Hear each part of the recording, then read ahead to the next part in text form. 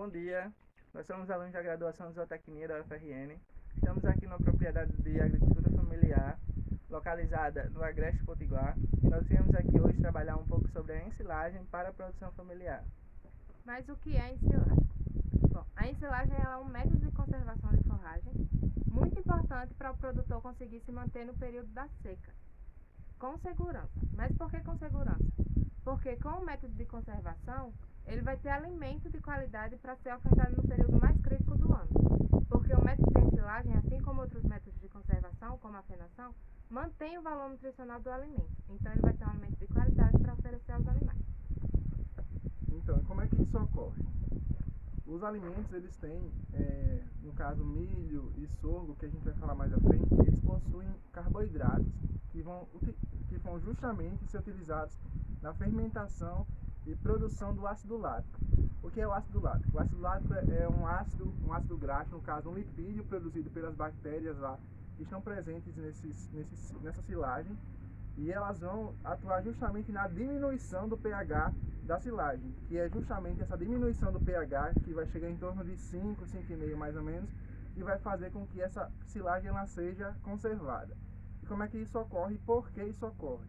Então, as bactérias elas exigem um pH ideal para que haja crescimento populacional dessas bactérias que vão degradar a silagem. Então, quando a gente diminui esse pH para um pH onde essas bactérias não conseguem crescer tanto, há a conservação, porque não vai haver a proliferação dessas bactérias degradadoras de forragem. As principais culturas utilizadas, as forragens utilizadas para fazer a silagem, são o milho e o sorgo, como o Eric falou, por possuírem um alto valor energético, e o capim, sendo o capim elefante o mais utilizado.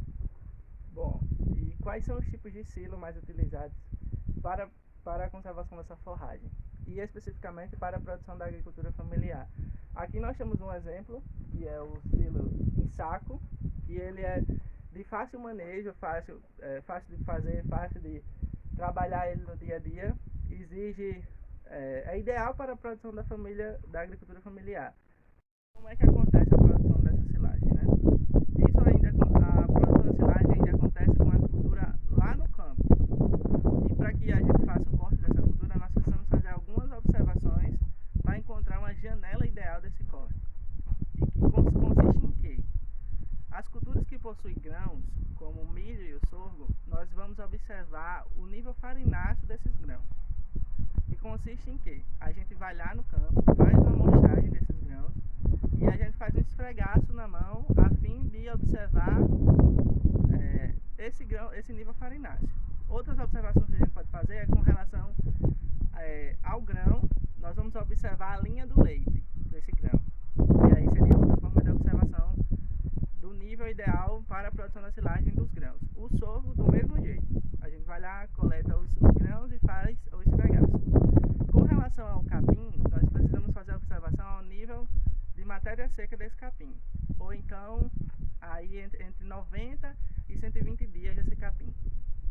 E aí nós vamos lá, fazemos um corte nesse capim, pré-murchamento, e em seguida fazemos a ensilagem. Na produção familiar, nós temos alguns tipos de ensilagem mais ideais.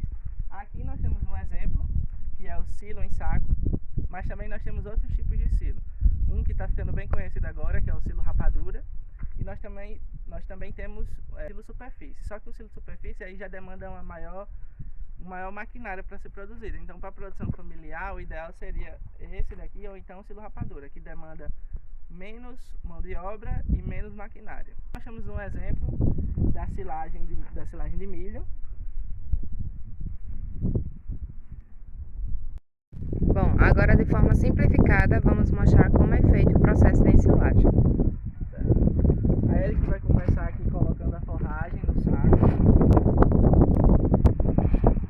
E à medida que ele vai colocando, nós vamos fazendo a compactação dessa forragem. Fazendo a compactação dessa forragem para retirada do saco.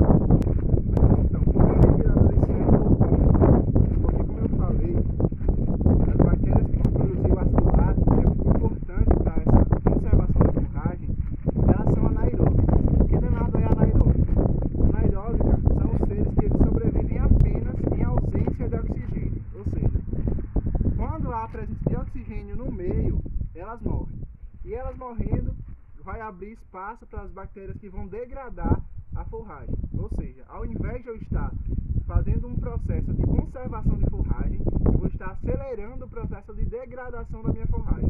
Então é importante essa compactação justamente para isso. Após encher o saco, fazendo esse processo de compactação, nós vamos fazer a vedação do saco, para justamente impedir a entrada do ar.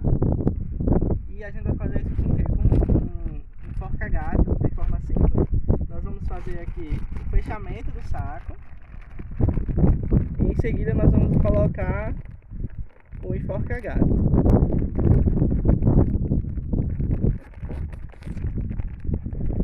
E dessa forma o material vai ficar conservado por muito tempo.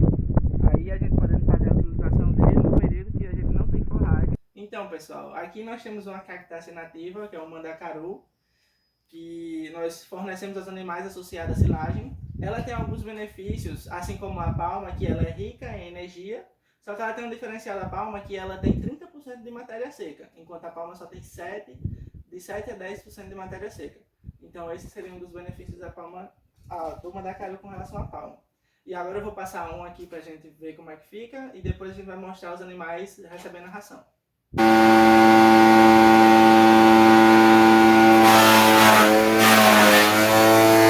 Aqui ao lado da silagem de milho, nós temos também a silagem de capim-elefante roxo, que é uma outra opção muito utilizada na região. Também de posição. Vai relaxar.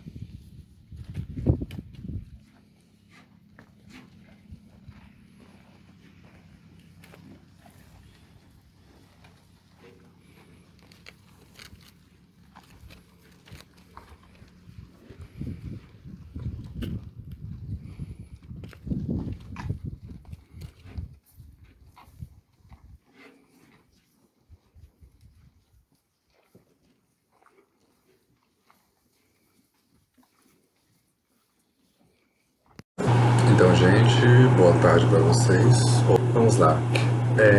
Tendo um pouco em vista o que a gente aprendeu, o que foi apresentado, dá para perceber que esse é um recurso extremamente importante, porque em momentos de seca muito extrema ou de invernos muito rigorosos, como é o que acontece no sul do Brasil, por ele ser um país de tamanho continental, a gente tem uma variação de clima muito grande, tanto que no sul chega a nevar.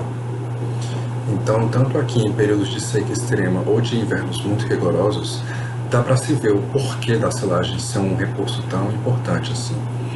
É basicamente nos períodos em que você não pode levar seus animais a pasto, no caso de lá por invernos muito rigorosos ou porque simplesmente está uma seca tão grande que simplesmente o capim não cresce, é nesse momento que a silagem se mostra muito importante, justamente porque ela vai ser aquele alimento que você consegue pegar, guardar e manter ele até meio que de uma forma natural, sem precisar de tantos aditivos assim. Você põe ele, guarda de uma forma anaeróbica e você consegue ir e manter alimentando esses animais até o momento em que a época fértil volte e você não precise mais dessa silagem, ou no mínimo, no período fértil volta para que você consiga refazer essa silagem para o próximo período seco.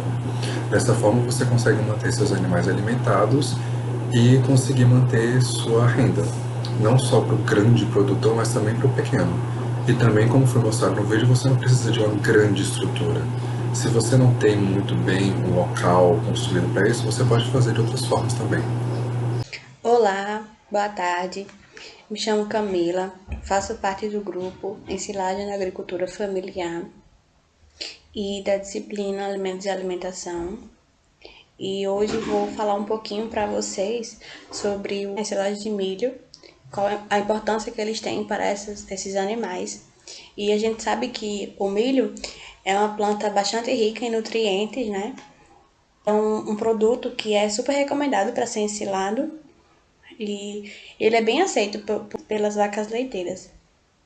E sem dúvida, o milho ele é um alimento, um alto teor nutricional, e a ensilagem de milho é muito utilizada como um ingrediente nas dietas desses animais de alta produção, no caso de gado leiteiro, né? Ele é rico em carboidratos, em proteínas, uma fonte riquíssima, né, desses nutrientes, e são bastante demandados por esses animais. que muitas vezes eles não conseguem suprir todas as exigências de mantença e de produção, alimentando-se somente com silagem de milho. Por vezes é necessário fornecer alguns concentrados. O gado leiteiro, ele requer diariamente um consumo de nutrientes de alta concentração, que sejam capazes de atender às demandas metabólicas de gestação, de ganho de peso, de mantença, de lactação, principalmente de lactação, porque é onde tem a prioridade metabólica maior. E é de extrema importância que o fornecimento desses alimentos ricos em nutrientes, eles tenham alto valor biológico e também venham a suprir a exigência desses animais. Como mostrado aqui nessa tabela, eu encontrei esse artigo na internet de ensilagem de milho. Eu achei muito interessante essa tabela, que retrata um pouquinho sobre a diferença, né, que poderia ter entre esses concentrados volumosos, tanto em associação como em não associação. E ele fala que a silagem de milho, quando fornecida como a única fonte volumoso ou associada a outras fontes volumosas, aumenta a digestibilidade aparentemente das entidades nutricionais. No mesmo trabalho, as dietas contendo silagem também apresentaram um maior consumo de matéria seca, reflexo da maior digestibilidade, com o aumento do consumo. E houve também um aumento da produção, uma vez que há uma correlação positiva entre o consumo de nutrientes e a produção de leite. Ou seja, se está aumentando o consumo desse volumoso, houve também um aumento da produção. É assim que o animal nos recompensa, né? E além da obtenção de energia, as vacas de leite ela apresentam uma alta exigência em proteína, principalmente no início da lactação. E vários estudos relatam que o rendimento de leite é maior quando o consumo de proteína bruta é maior.